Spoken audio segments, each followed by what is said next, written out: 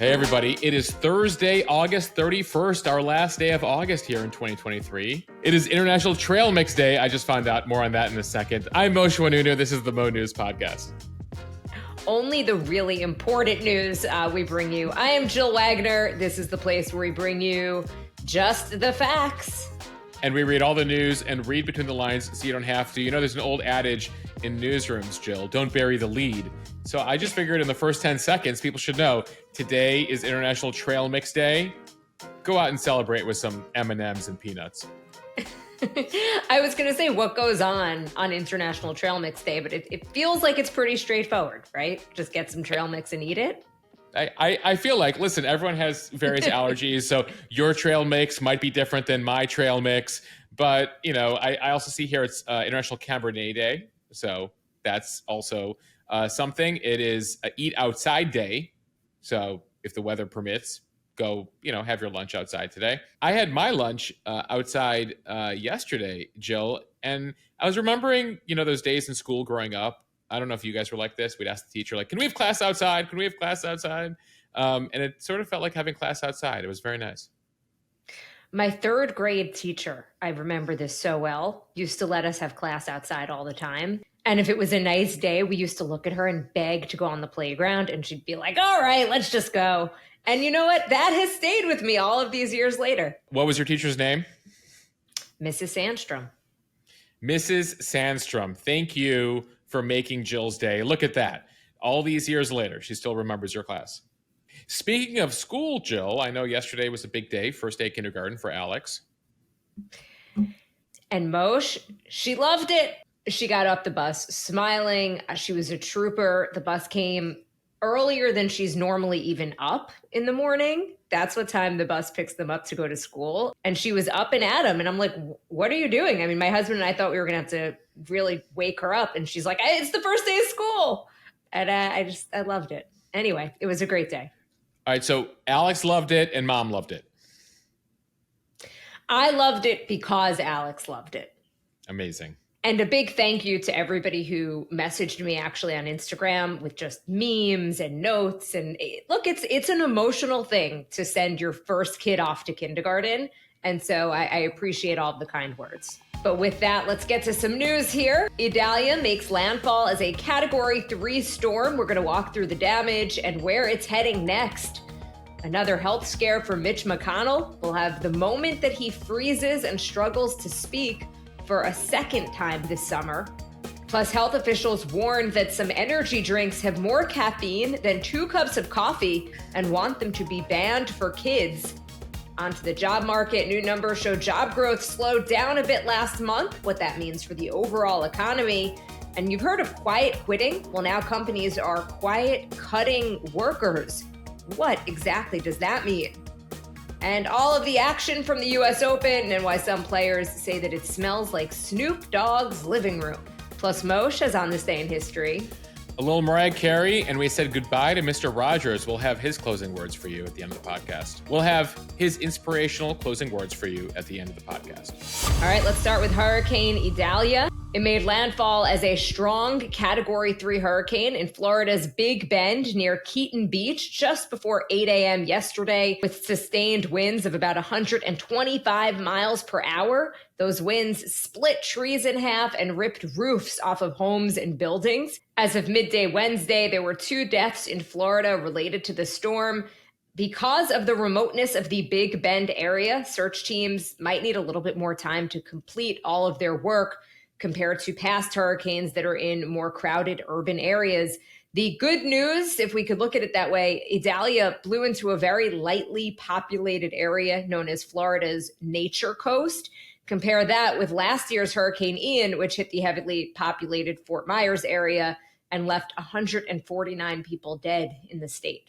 The storm quickly swept through Georgia and South Carolina. In South Carolina, where it created a few tornadoes, leading to some injuries. So the storm did have an impact as it swept through the southeast. Back to Florida, the Nature Coast is one of Florida's most rural regions.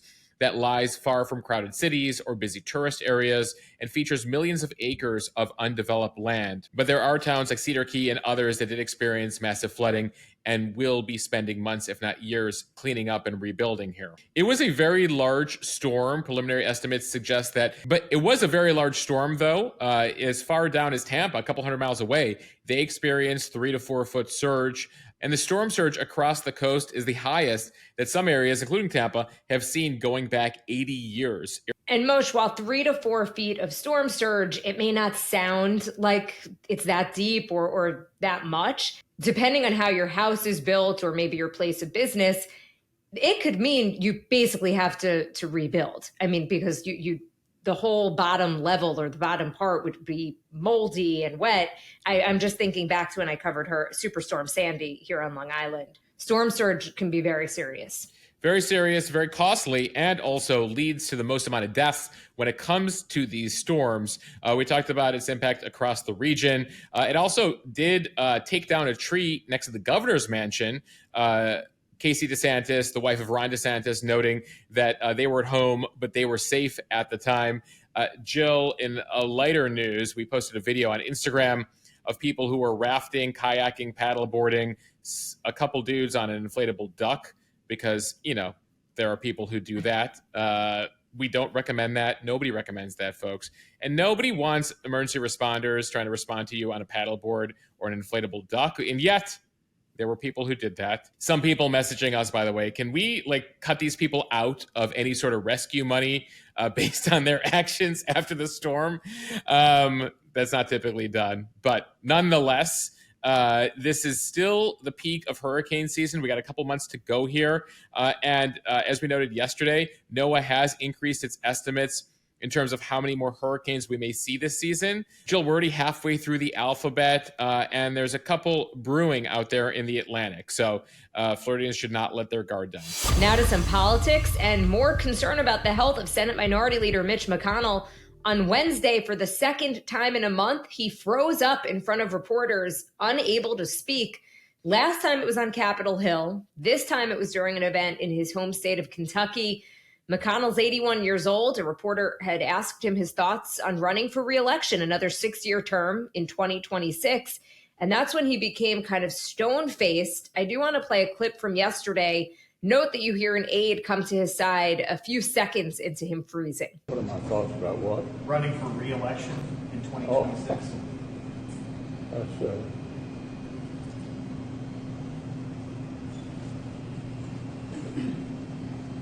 Did you hear the question, Senator? Running for re-election in 2026? All right, I'm sorry, you all. We're going to need a minute. Senator. Benny.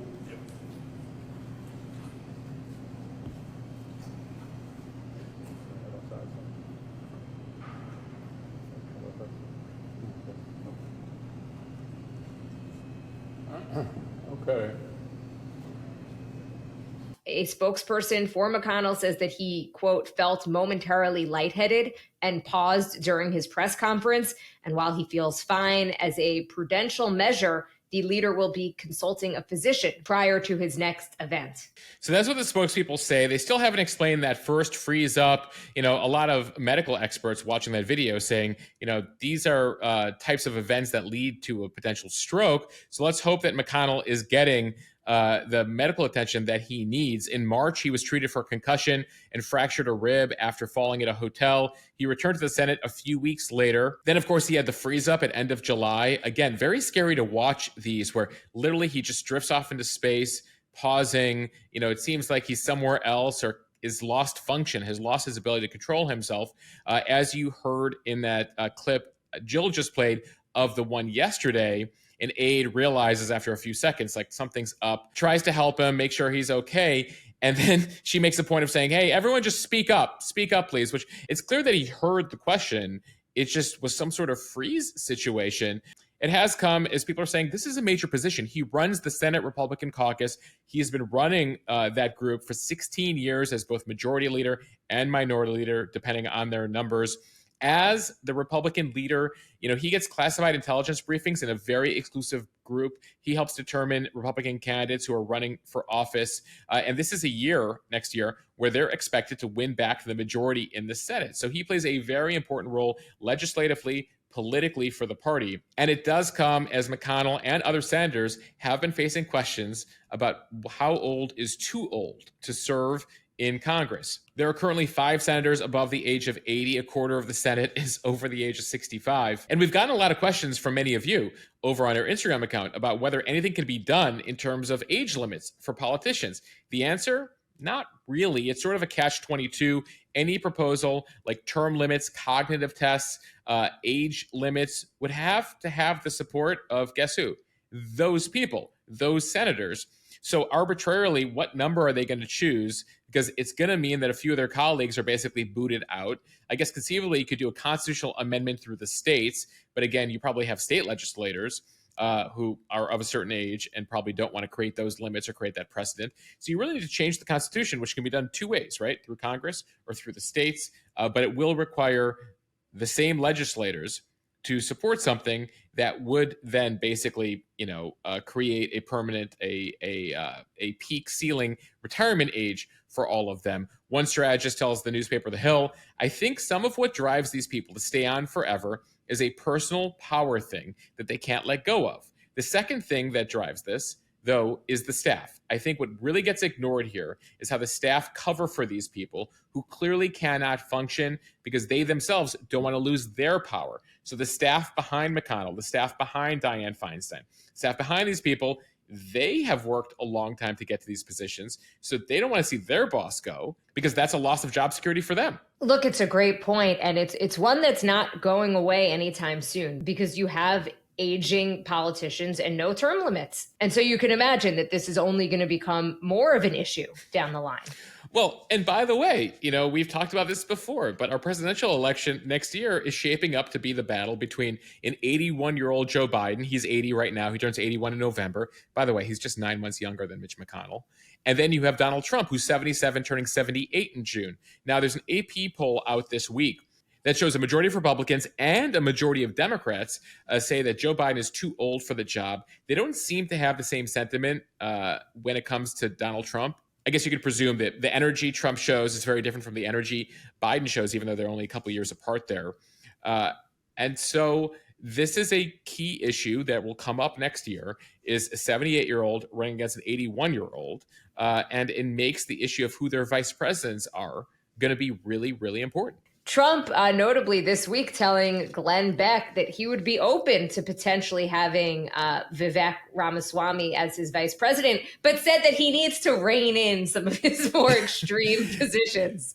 Yeah, while we talk politics here, Glenn Beck, the conservative talk show host who now has his own independent outlet after leaving Fox News a few years ago, asked Trump about VPs. Ramaswamy, notably, sort of has been pro-Trump the entire time, really trying to be the heir apparent to Trump. Should something befall Trump, he wants to sort of take over the MAGA wing of the party. And Trump ironically saying, it's too much. You're creating too much controversy, Vivek. Obviously Trump known to create controversy himself, but he's like, even for him, he's like, Vivek, you're being a bit aggressive right now. Can you tone it down? I wonder which of the comments he found to be so objectionable. It's just interesting because as the master marketer himself, Trump is known, he knows that when he says controversial things, it brings media attention and brings a discussion. So it is interesting that he watched the debate last week and his takeaway was that, Vivek, a little too much. All right, time now for the speed read from Reuters. Pediatricians and parents are calling for the U.S. to treat new high caffeine energy drinks like alcohol and cigarettes and ban their sale to anyone under the age of 18. They say a single serving can contain as much caffeine as 6 Coca-Colas. For example, Prime Energy, which launched this year, has 200 milligrams of caffeine within a 350 milliliter can. That is more than the allowed caffeine levels in Canada, Australia, and New Zealand. Rival products, Ghost energy drinks from Anheuser-Busch, and Kim Kardashian's Kim-Aid energy drink also have 200 milligrams of caffeine. Monster Energy contains 150 milligrams of caffeine. By comparison, a cup of coffee has about 95 milligrams of caffeine, and it's causing some countries and retailers to ban these products. A few are requiring proof of age for purchase, but in the US and the UK, there are no national regulations that are banning the sale of these high caffeine energy drinks. And in many cases, their bright packaging and their marketing actually makes them appeal to younger consumers. By the way, in the case of that Prime Energy, you have Congress asking the FDA to review it right now, which is what they're doing. The American Medical Association supports a ban on the marketing of caffeine drinks to children under the age of 18. This is according to its policies set nearly a decade ago. The AMA also urges U.S. regulators and lawmakers to mandate child-resistant packaging on high-energy drinks. It's very confusing to many people when they look at them, especially since like Prime, that there's a non-energy drink that sort of looks like the energy drink. So as you're going down those grocery aisles, you really got to look at the label. As far as limits, GNC, the store GNC, has set an 18 plus age limit restriction to purchase energy drinks. But then you have massive retailers like Target and Walmart, as well as specialty chains like Vitamin Shoppe, which carry Prime Energy and other highly caffeinated drinks, but do not verify buyers' ages. One pediatrician tells Reuters, the news service, there is no proven safe dose of caffeine for children. Any energy drink, though, with a high dose caffeine in it, such as Prime Energy, is unsafe for children. Side effects for kids consuming too much caffeine could include rapid or irregular heartbeats, headaches, seizures, shaking, stomach upset, and other adverse emotional effects, especially when it comes to concentrating, when it comes to schoolwork. It is very interesting to see these headlines really pop this summer, Jill. You'd start to get that feeling where maybe not federally, but at least at a state level, you might start to see these mandates when it comes to these highly caffeinated beverages and an 18 plus requirement. All right, on to some economic news from CNBC. U.S. job growth slowed sharply in August to 177,000 new private sector jobs, according to ADP. That is below expectations, and it's also way below the number of jobs that were created in July, 371,000. ADP also reporting that pay growth slowed for workers who changed jobs and those who stayed in their current positions. That's probably why, as we told you yesterday, the Amazon CEO, Andy Jassy, feels confident telling people to get back to work or get out, because the market is starting to become an employer's market gradually again. But as we've been telling you, while this headline seems like a bad thing, it really depends on who you are, because right now, good news is bad news is good news, especially as far as the Federal Reserve is concerned, and when it comes to lowering inflation. So follow me here on this slower job growth. A slowdown in the job market and a slowdown in wage growth means individuals have less money to spend. With less money to spend, you can buy less things. Buying less things means prices will stop going up as fast as they have been. So it does actually portend a positive impact for inflation.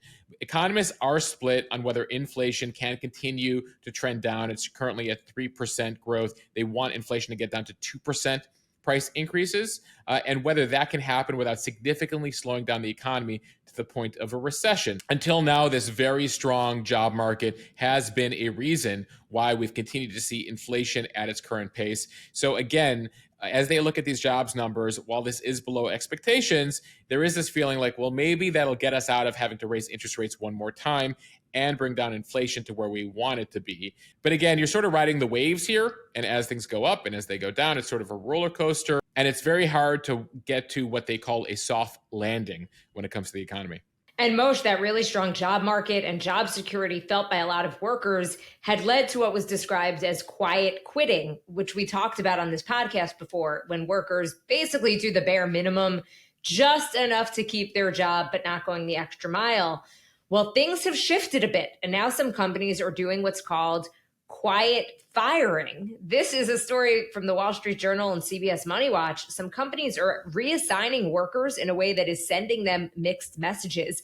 Emails informing employees that their current job role has been eliminated, but that they have not been fired, are leaving those staff members with feelings of confusion, fear, and anger. Again, this is dubbed quiet cutting or quiet firing, and is the latest outgrowth of the quiet quitting movement, effectively allowing companies to cut jobs and trim costs without actually laying off workers.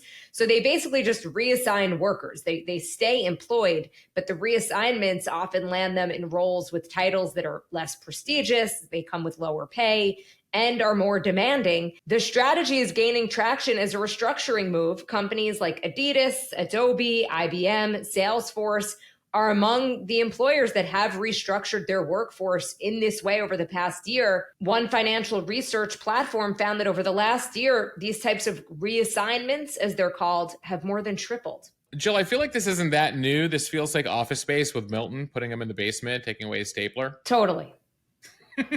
It's all these things that have been around forever, but we're just coming up with kind of like cute, catchy titles for them. Exactly. They take away his stapler. They, lessen his role, trying to get him out. If you haven't seen Office Space, it really kind of gives you a sense of office culture of the 90s. So quiet cutting does really dive into workers' fears of layoffs at their company, especially amid this weakening job market. It's a sort of a reduction in the workforce, but in a passive aggressive way. Feels like a bad relationship. Feels like a bad relationship where they just won't tell you the truth. The Wall Street Journal reporter who's been writing about this was talking to workers who recounted to them getting a phone call or an email from a manager, basically telling them your job has been reassigned and you'll be doing this from now on, and basically take it or leave it. Now, some individuals initially felt like they were relieved. They weren't getting axed completely. But on the other side, they were angry or confused. They felt like their new job had either a lower status, lower pay, less responsibilities, something they didn't even have experience in, and they were being set up to fail here. And so it has led to a lot of angry people out there, understandably so. Some of these quietly cut workers, have this feeling that their employers are trying to put them in positions they'd be miserable in, so they would eventually quit. And then those employers don't have to fill those jobs, but also don't have to fire them because they're not doing such a terrible job that they deserve to be fired.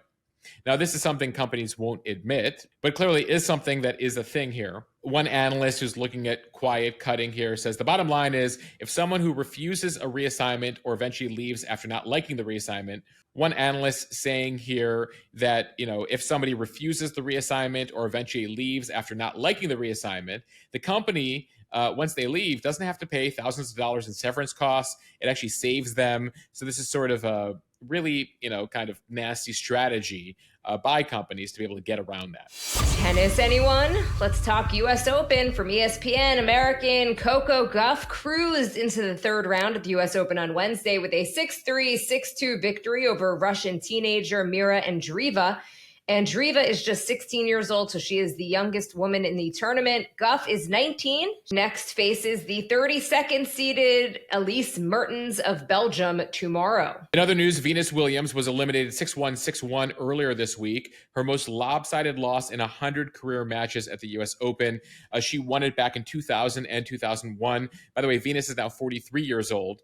The crowd seemed thrilled to just get a chance to see her play in person, sending her off in cheers and applause. She said, I know the fans have been here for me forever, so that's fantastic to still have that support even more than ever. It's a beautiful thing. I love the Open. She was the oldest player on the court this year. No word on whether she'll be retiring anytime soon. And she did admit in interviews she hasn't really prepared as much, hasn't been practicing as much going into this tournament. Yeah, she got a wild card slot. That's how she got in. But it did strike me because, of course, we made such a big deal when Serena Williams recently retired. And I feel like Venus doesn't get any love. It's like here she is still playing. You get some love here on the podcast, Venus.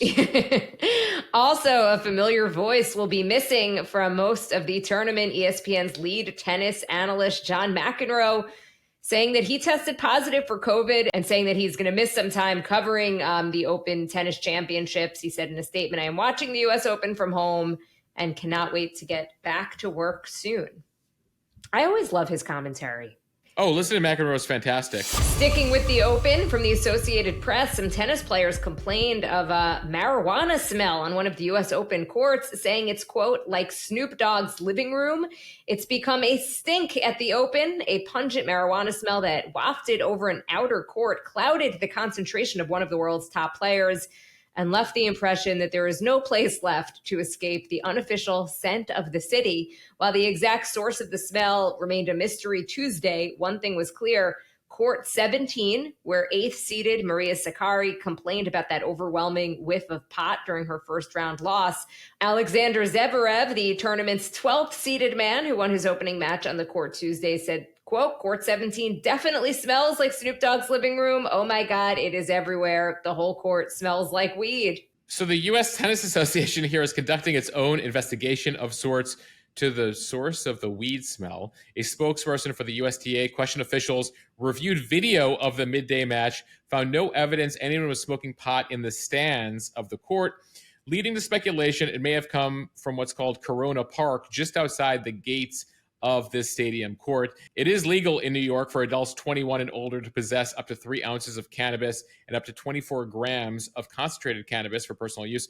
Those of you who have walked around New York City lately, it is hard to walk a few blocks without smelling weed smoke. So no surprise, this has hit the U.S. Open. Wimbledon champion Marketa Vondrousova, who easily won her match on court 17 on Tuesday, actually also told a similar story. Quote, I smelled it actually today. You smell it a lot. I think it's just court 17. That court is just so far away. It's almost in the park.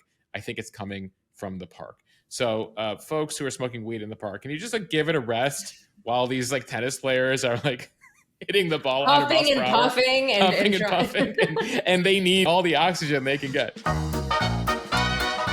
All right, now time for On This Day in History. We begin in 1935. On this day, President Franklin Roosevelt signs what's called the Neutrality Act, which he calls the expression of the desire to avoid any action which might involve the U.S. in war. We were still coming off of World War I. The predominant sentiment in the U.S. was, we don't want to be involved in another war in Europe. Don't get us involved with the Nazis, any of these people.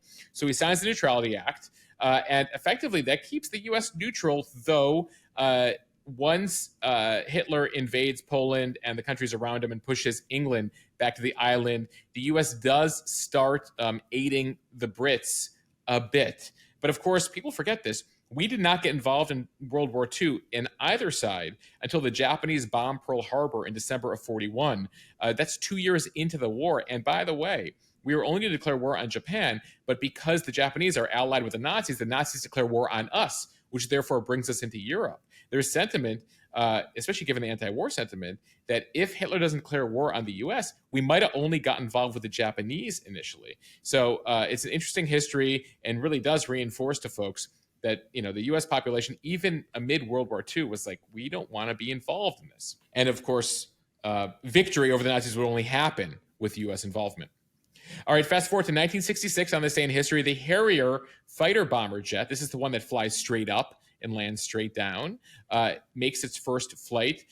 Jill, many people might be familiar with this from the 1990s Pepsi Points controversy. If you haven't seen the Netflix documentary about this was a huge thing Pepsi tried in the mid-90s. There were points attached to various Pepsi purchases, and you'd get free stuff from it. And in the ad, with no disclaimer, they listed a certain amount of points that you could get a Harrier jet.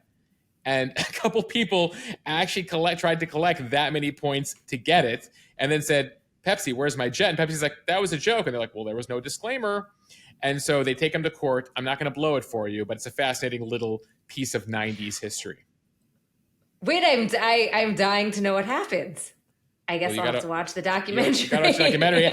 Yeah, Jill, I won't give away any more here. You could also Google it and read the history real briefly if you would like. I guess I know what I'm going to be watching this weekend. I will say this. I do feel like they stretched it into too many episodes and you sort of get the point after a while. So understand it's not just a documentary. Oh no, it's like a multi-part, several hours. They really tried to stretch a lot out of it. All right, on this day in 1997, we would lose the Princess of Wales, Diana, after that car crash in Paris. She would die of her injuries on this day 26 years ago. All right, fast forward to on this day in 2001, the series finale of Mr. Rogers' Neighborhood aired 22 years ago on PBS. He would sadly just pass away from cancer just 18 months after that final episode. Jill, I wanted for all of us to hear a bit of Mr. Rogers' final message to all of us. I'm just so proud of all of you who have grown up with us. And I know how tough it is some days to look with hope and confidence on the months and years ahead. But I would like to tell you what I often told you when you were much younger. I like you just the way you are. And what's more, I'm so grateful to you for helping the children in your life to know that you'll do everything you can to keep them safe and to help them express their feelings in ways that will bring healing in many different neighborhoods. Jill, as I was listening to that, tearing up because it just is such a powerful message. I miss Mr. Rogers. If you could see me now on YouTube, Moshe, I'm teary. I'm tearing myself actually over it.